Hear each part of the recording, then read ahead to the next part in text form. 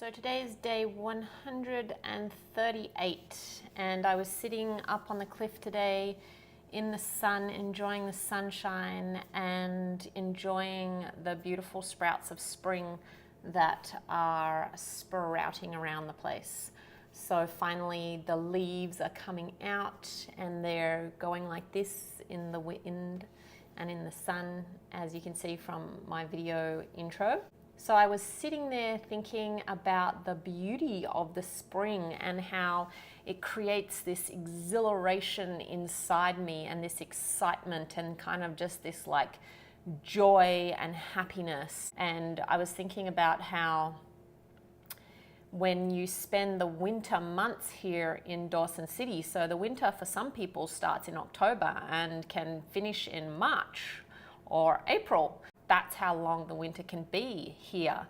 And so when you spend that length of time in the dark in the winter and the cold, and then when the spring comes and even the tiniest little shoot of grass amongst all the dead brown and grey, just if there's one tiny shoot of green grass, it's just like, hallelujah! It's amazing and it's so celebratory. And then when the spring really starts to come, like today it was really warm. I sat in the sun and sunbaked and got sunburned. And I was just had this feeling of exhilaration and joy and celebration and could just feel life bursting forth. And so it's this amazing feeling when the spring is really coming and you can feel it and see it and sense it and smell it and hear it even. And I was thinking about how people who come here to Dawson City, because it's a tourist destination, so people who come here and they can see, they come here at this time of year and they can see the spring starting to happen and it probably feels really nice to them and lovely. However, they probably don't have that intense, exhilarating, intoxicating feeling of joy that you would get when you stay here for all those winter months. So for the people who stay in Dawson City for the full winter period, where it can get to minus 50 degrees, it can be really, really cold. It's dark for 6 to 8 weeks over December and January. There's hardly any sun. It's very, very cold and it can be a very mentally challenging time. And so when you spend that period of time in the darkness, and then when the spring actually starts to come out, it's just amazing. It's almost intoxicating. And I was just thinking how, relating it to our shadow side and to the darkness in life and the dark aspects of life that we have to go through, the depression and the pain and the grief. Because today I was having this really great conversation with a dear friend of mine and we were talking about grief and pain and darkness and the shadow and how often people don't express it or they shy away from it. And I was speaking about this just recently. And so whilst I was sitting there, I was thinking of how the depths of the winter darkness are so intense, and then when the spring comes, the spring is so intense and intoxicating and enlivening and joyous, but it wouldn't be that joyous if you hadn't experienced the depths of the winter. So for the people who come here in the spring, it feels good, but they don't feel that intense, intoxicating joyousness and celebratory feeling compared to those who spend the whole winter here.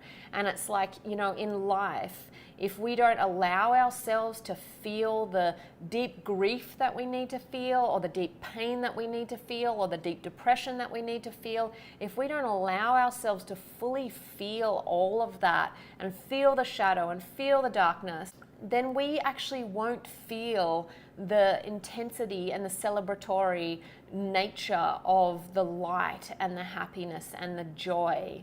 So if we try to suppress the darkness and suppress the shadow, suppress the grief, somebody was telling me the other day, just let it go, just let it go. And it's like, no, it's not about just letting it go. There never really is any just letting it go. It's about feeling it as much as we need to feel it until we can move on to the next season, which is the spring or the joy or the harvesting or the celebrating of life that will come after the darkness. And I read something the other day that said, after the pain and sorrow, there is the healing. And the healing is the gift at the end. The healing is the light and the spring at the end of our sorrow and pain. So I could just see that today as I was watching Dawson from the cliff and feeling the spring and feeling the greenness of the new leaves and the new growth, and feeling how when we go into the depths of the darkness, the new growth and the spring that comes out of that darkness is so beautiful and so living. It's so full of life. It's so full of vibrancy. And the gifts that we receive out of that deep darkness are so amazing, so full of inspiration and creativity and life. They are an absolute gift. And if we don't celebrate the darkness and allow ourselves to dwell there as long as we need to, we will not be able to fully receive what we need and harvest from what we need from that darkness to allow the new life to really burst forth from that darkness and harvest everything possible out of that darkness with inspiration and joy. So that is day 138.